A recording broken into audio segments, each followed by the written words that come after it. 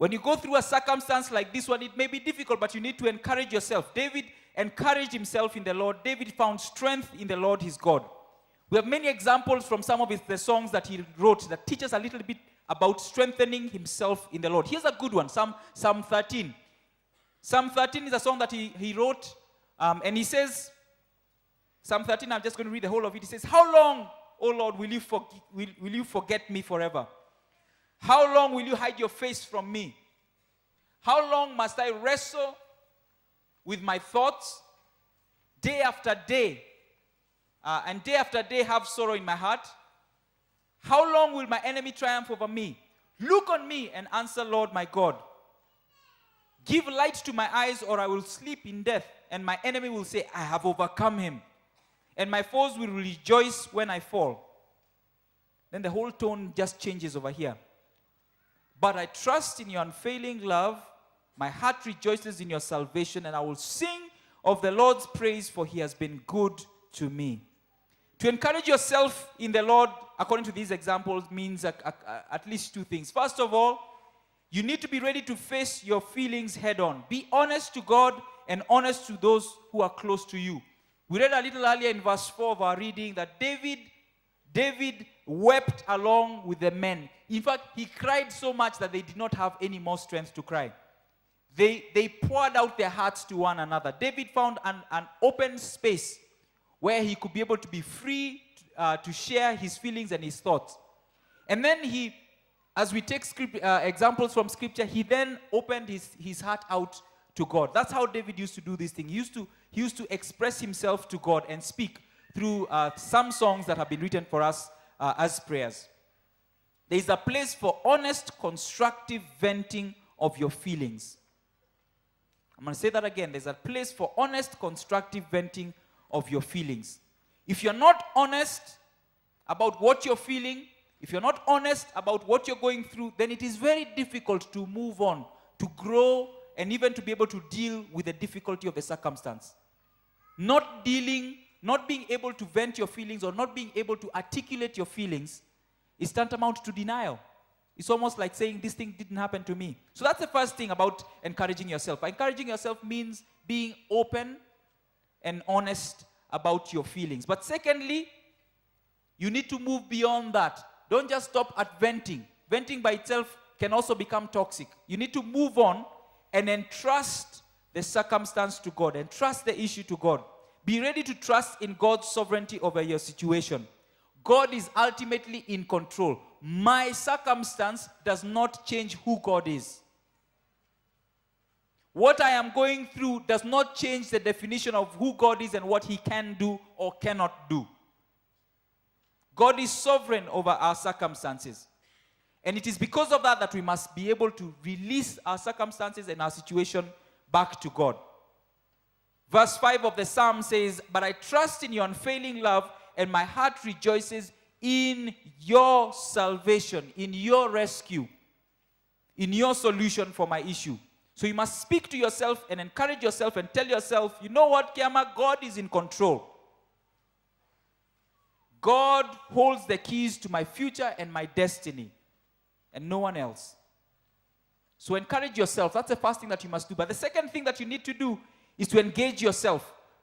The context of this passage, if you read a little further on from verse 7 on to the end of the chapter, David, after he'd lost this job, after he'd lost his people, after he had expressed himself and being honest, after he had encouraged himself in the Lord, he then moved on to engage with the situation. He went on to engage with the situation. He took the 600 men and they went to where they had heard. The problem was the Amalekites. The Amalekites were yet another enemy. And so he went to address the Amalekites. When you face a tough situation, like losing a job, when you face a tough situation like your business is going down and you're feeling like you want to shut it down, you need to be able to come to a place where you can deal and address the issues at hand. Sometimes it may be suing your employer. Other times it may be appealing to the HR. But other times, there's nothing that you can do. Other times, if the deal is done, the deal is done. But you have got bills to pay, isn't it? You've got rent to pay. You've got stuff that you need to address. And you need to put yourself in a situation where you've got to engage yourself in constructive action concerning the issues at hand. But thirdly, you need to encircle yourself. Put yourself in a community of people who can face the challenges with you.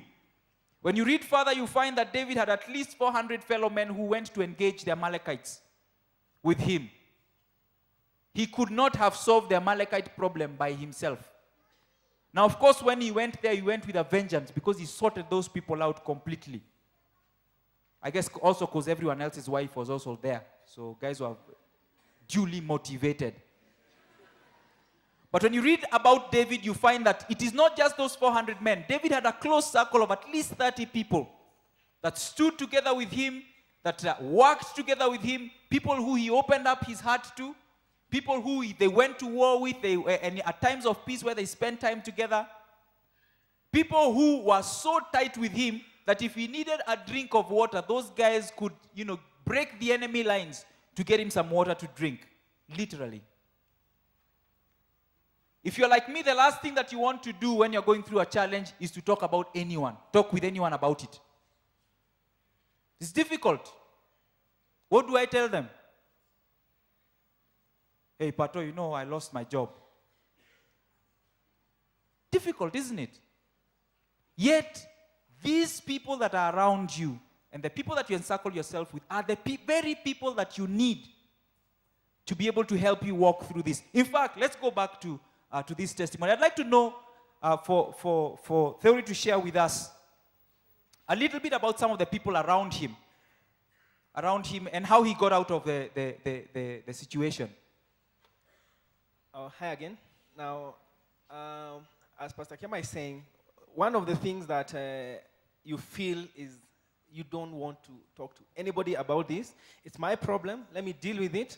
And somehow things will come through. But believe it or not, that is the worst decision you can ever make, not to talk to anyone. Number one, I talked to my wife, and she was the biggest support for me.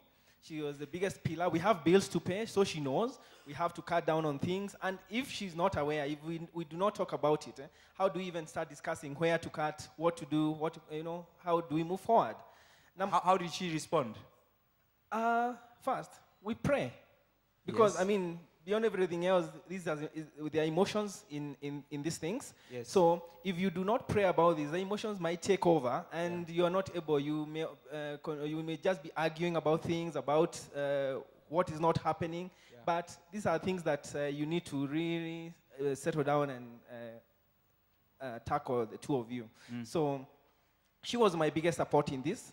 She's the one I have to live with on a day-to-day basis. So there is nowhere she's going and there is nowhere I'm going. Yeah. We have kids to take care of. We have food to put food on the table. We have school fees to pay. We have rent to pay. So she was very understanding. Extremely understanding. I think we need to celebrate that. If the wife is supportive, I can face the world. Absolutely. My wife was my biggest pillar because now most of the things will fall back on her. Yeah. Though still, this was a retrenchment, so there is a package, what they call a golden handshake that comes. But I hadn't worked for too long with this employer, so it wasn't too much for me. It wasn't a lot for me, but it was something we could use for the time being until something else comes up. Number two, I have an accountability group of men. Most of them, we are 5 of us. 4 of us are Mavunites. Another one goes to Nairobi Baptist. There, I don't know whether they're here. There is Sancho, there is Bethwell, and there is Pastor S. So, we need to celebrate those people who stood with this.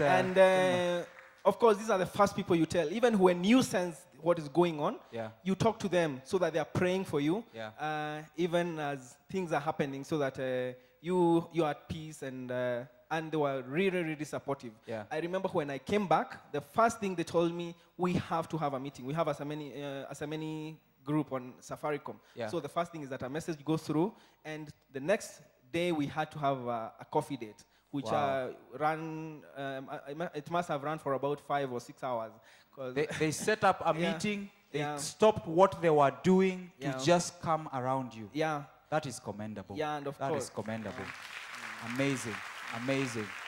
Amazing. And of course, the first agenda was prayer.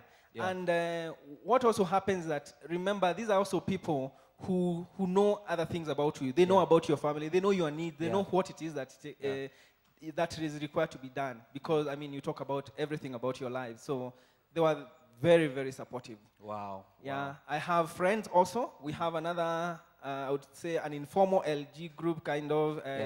We call it the Stockwell Choir, led by one Dongo, Gabriel Dongo, who is one of the, I would call one of the young leaders at Mavuno. Yes, and I think this group was also very instrumental in the sense that we meet informally a lot. We, as families, it was also a mentorship group where me and my wife, we are I would say the elder couple in this group.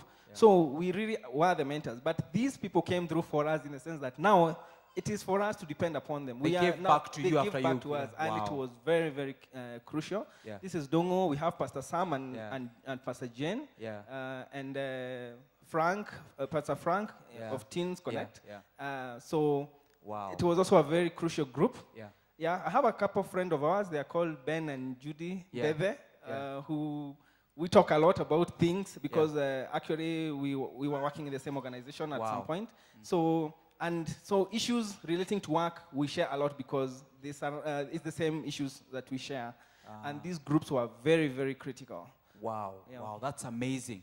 Now, that was at the beginning of the year. We are in October 2nd today. What has happened since? What has happened since? Well, a lot, and very interesting. And actually, all this has turned out to be the best thing that actually could have happened to me. Break it down for us. I like happy endings. One of the things that happened is that I'll take us back to the sharing in the morning, earlier in the service, where people said what they would do. Believe it or not, the first thing I would do is think not about my former employer. I won't think about suing them. I don't want to talk to HR. My life is ahead, not behind. So the first thing. So the first thing is, don't think of suing. You have very little money. So why am I spending it on my employer, on the person who sent me away? The lawyers over here know that. The thing for me is, what can I do with this little that I have? And at times it looks so little. But I thought, we sat with my wife, with my accountable group. What are these things that you have been talking? Because we talk about what the things you would want to do. We always talk about our employment. And what about after employment? And then these are the people who encourage me, go on and now start doing the things you would have wanted to do.